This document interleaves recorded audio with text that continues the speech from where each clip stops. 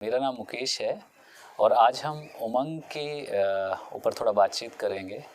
उमंग जिसे हम खुशियों का स्कूल कह रहे हैं, उमंग एक ऐसी जगह जहां आना सबको पसंद है, फिर चाहे वो बड़े हों या बच्चे, विशेष रूप से बच्चे।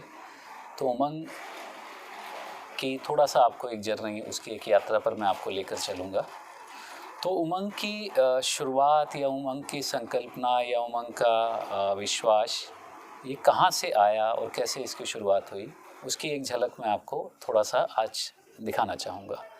तो जैसे मैंने कहा कि मैं थोड़ा अपनी बैकग्राउंड से बात को शुरू करूँ, तो मैं करीब आज से 10 या 12 साल पहले की बात है।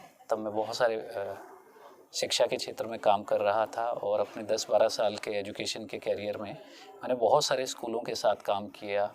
बहुत सारे प्रयास किए कि हम शिक्षा के क्षेत्र में कुछ ऐसा कर पाएँ जहाँ बच्चे खुशी-खुशी अपने सवालों के साथ, अपनी जिज्ञासाओं के साथ आगे बढ़ें। पर लगातार मुझे निराशा मिलती रही और उसी खोज में अचानक एक दिन मैं बहुत सारे बच्चों के साथ एक्टिविटीज़ करते थे और एक एक्टिविटी के तहत ये सन 2012 की बात है कि मैं तब साउथ पॉइंट स्कूल में था और वहाँ से बच्चों को लेकर हम गन्नौर के अनाथ आश्रम में आए। गन्नौर के अनाथ आश्रम में जो बच्चों की स्थिति देखी, जो बच्चों की हालात थी, उस समय वो बच्चे शिक्षा से तो वंचित थे ही थे, बल्कि मैं कहूँगा कि वो बच्चे एक तरह से सम्मान और एक सम्मानपूर्ण जीवन से भी काफ़ी दूर थे। तो हमने तय किया कि हम इन बच्चों को सिर्फ कुछ सामान या कुछ दान देने की बजाय इनके साथ शिक्षा के क्षेत्र में कुछ काम करते हैं। तो वो एक पहली सोच थी जिस पर मैंने अपने बहुत सारे साथियों के साथ बात की और उन साथियों ने भी इस सोच को सराहा और इस पर मदद के लिए सहमति दी। तो वहाँ से उमंग की शुरुआत हुई।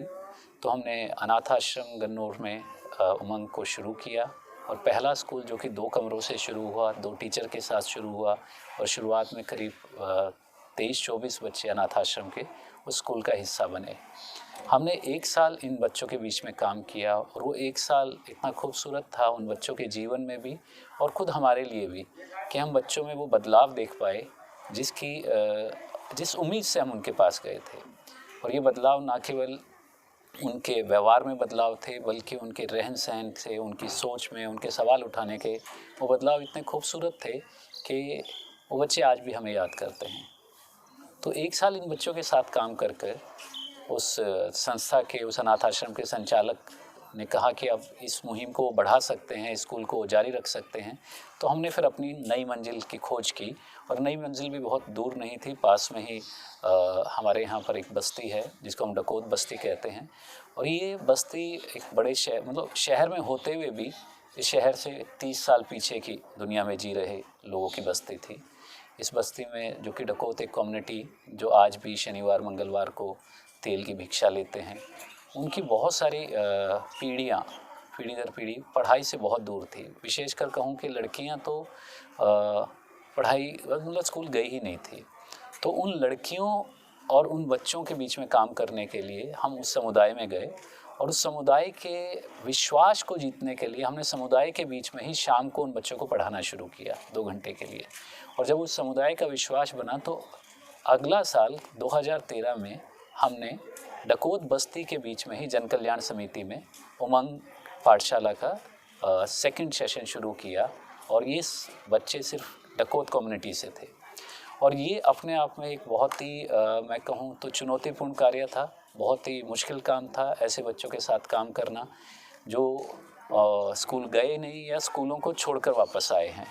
तो इन बच्चों के साथ काम करना मेरे से ज़्यादा उन टीचरों के लिए बहुत चुनौतीपूर्ण था। बच्चों की आदतें, बच्चों के व्यवहार और मैं कहूँ कि परिवार की तरफ से भी वो सहयोग ना मिलना। पर इस सब के बावजूद भी हमने वहाँ कई साल इन बच्चों के बीच में काम किया।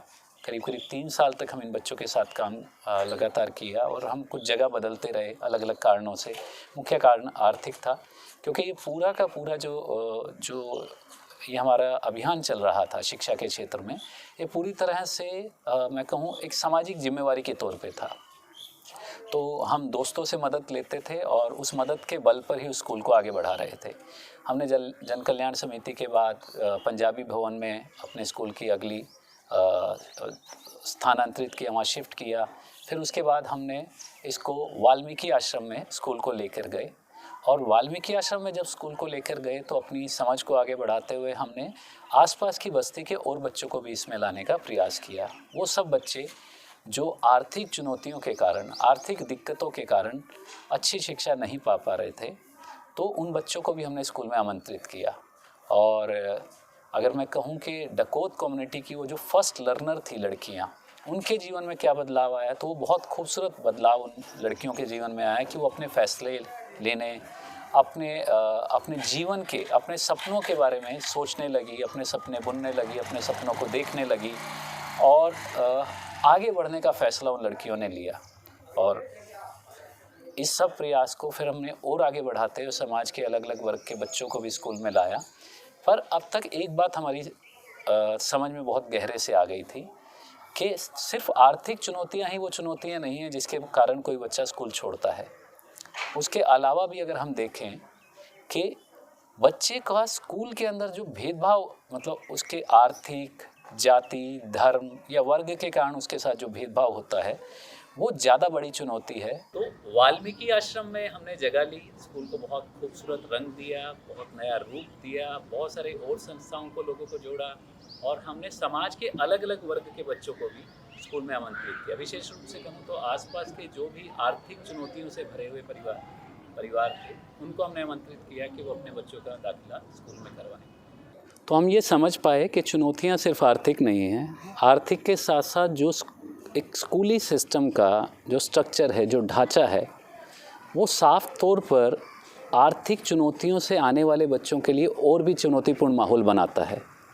स्कूल में होने वाला भेदभाव, चाहे वो जाति का हो, धर्म का हो, वर्ग का हो या भाषा का हो, ये बच्चों के सीखने सिखाने के तौर तरीक़ों का हो, ये मतलब कई तरह की बच्चों के जीवन में चुनौतियाँ पैदा करता है।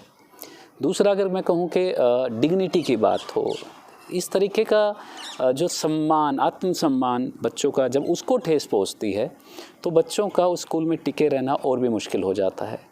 तो ऐसे बच्चे जो इन कारणों से स्कूल से दूर गए या स्कूली शिक्षा में बहुत पिछड़ गए, तो हमने उन बच्चों के साथ काम करना शुरू किया।